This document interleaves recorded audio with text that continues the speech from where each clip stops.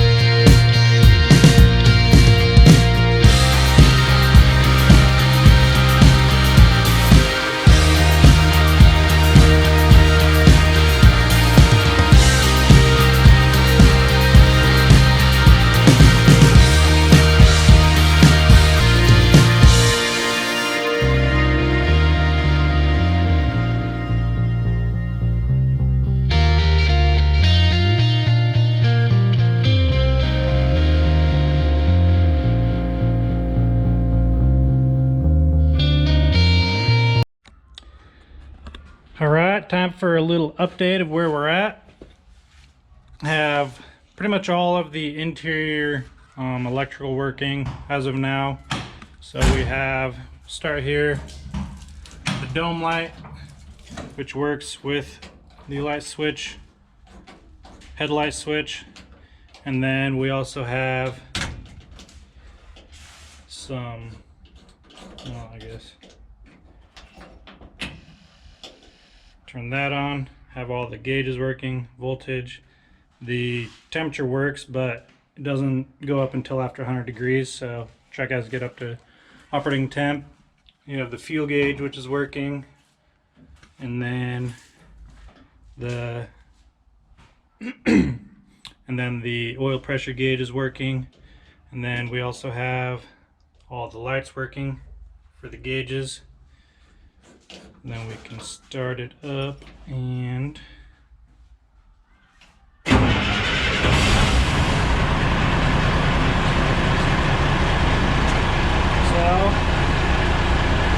there we have the oil pressure, and then there we go. You have to get a gas in order for the alternator to start working. So there we have it starting to charge. And then I don't have the tach hooked up yet just because I'm ordering a new tach sensor for the transmission, and then the speedometer should work.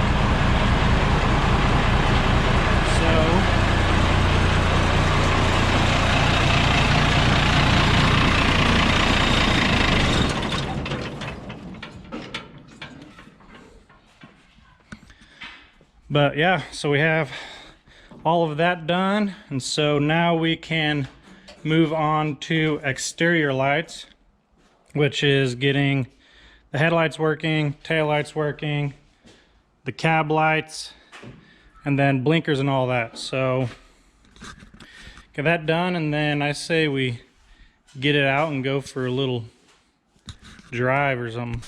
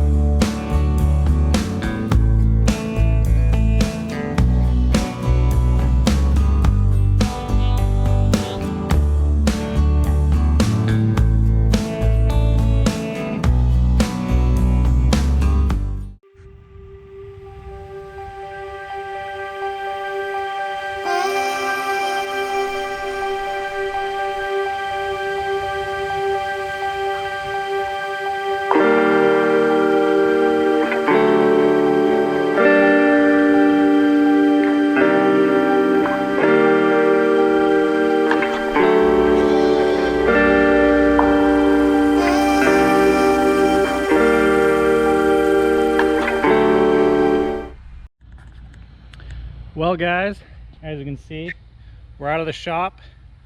There has been a lot of work that has gone on the last couple weeks to get it to where it's at. Looks wise, it really hasn't changed much, but just everything internal, hidden little things. We have been working our butt off trying to get everything ready to where it is now. So really, we're just trying to make it road legal so that we can drive it into town and have blinkers and lights and everything and be able to function like a proper vehicle. That way we're not causing accidents or getting in trouble with the law. So the big thing was the rear end. We needed to figure out how to get lights.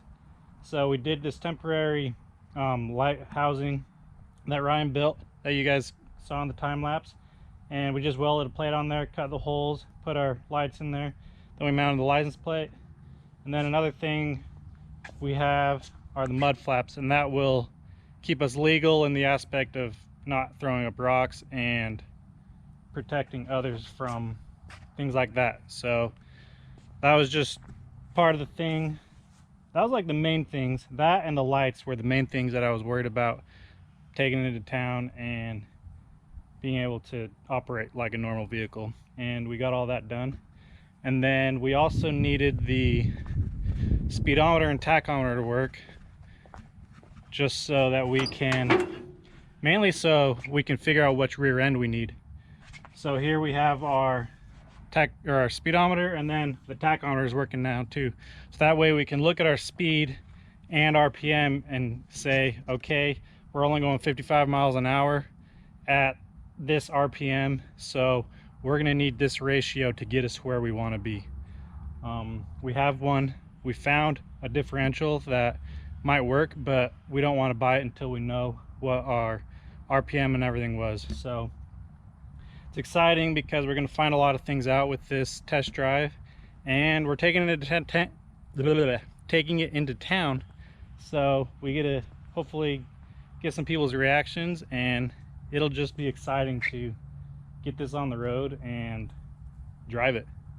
So let's get going.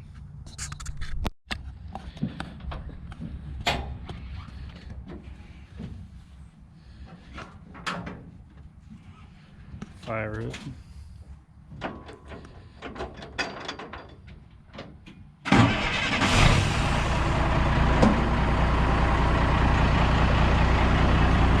It's just a good sounding truck.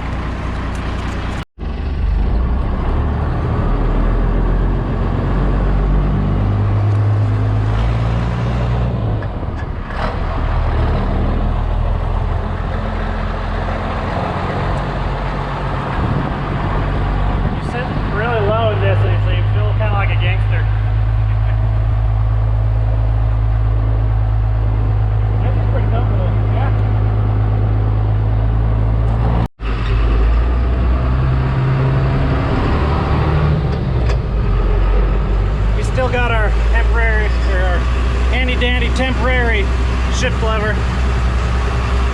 Yeah, it's hard to see over there, but we have the RPM gauge working, and the speedometer is actually working too, which I was kind of interested to see if it worked because it's a GPS sensor. So,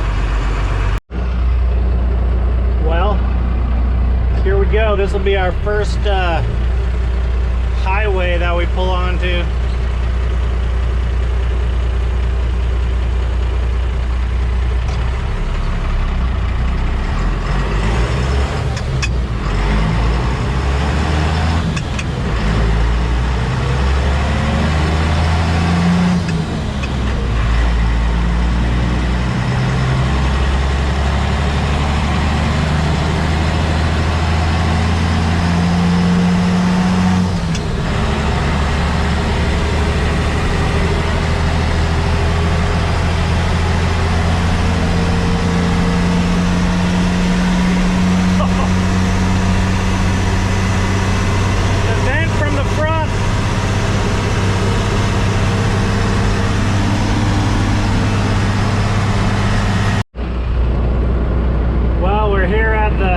Stoplight in town for us, and doing pretty good. Our mud flaps have kind of drooped a little bit, but kind of not surprising. Overall it's doing rather well. I think the RPM and speedometer is pretty accurate, and yeah, everything's going good. Getting some looks. We've got some thumbs ups. You can see people looking as they go by. It's pretty cool. We had one mud flap decide he didn't want to hang out anymore.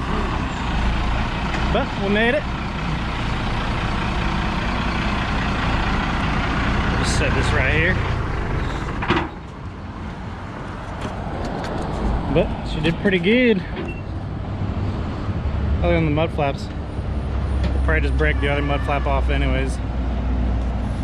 And yeah. What's nice about this truck, the length, like you see lots of different lengths of Loadstars. Our white truck that the cab came off of is actually a shorter wheelbase than this, but most of them are longer. But what we like about this is you can pretty much fit in a parking spot of a normal vehicle. Like here, you have a truck hangs out that much. Ours is hanging out just as far. So this is pretty comparable. This is pretty comparable to the length of a normal truck, so that's what we like.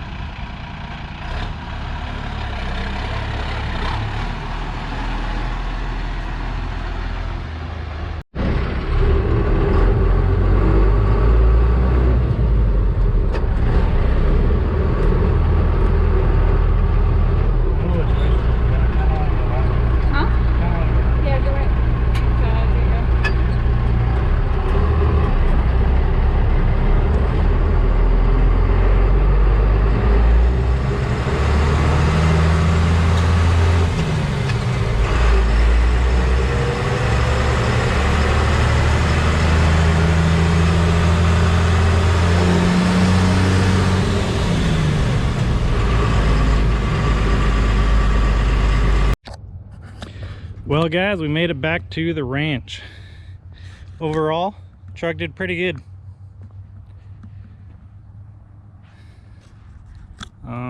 There's a little bit of water leaking, which I already knew about, and then one of the times the intercooler piping bursted off, and then I realized I forgot to tighten it. But other than that, we didn't have any issues, and we made it back without any problems.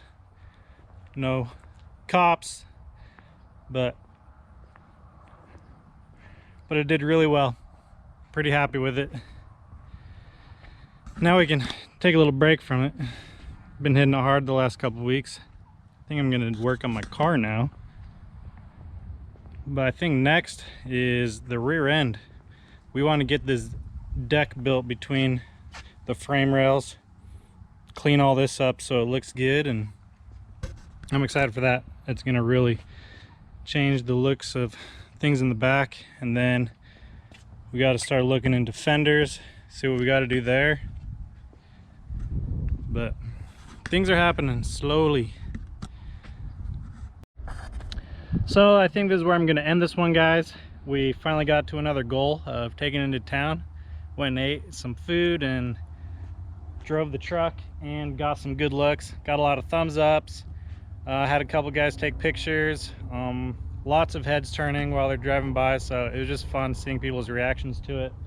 And it's just something you don't see every day on the road, so it's exciting for people to see, and it's exciting for us to show off. But there's a lot more to go, so you guys stay tuned. Hit this thumbs up button, that helps me out a lot, and subscribe so that you guys can see the progress if you want to. And I'll catch you guys on the next video. Peace.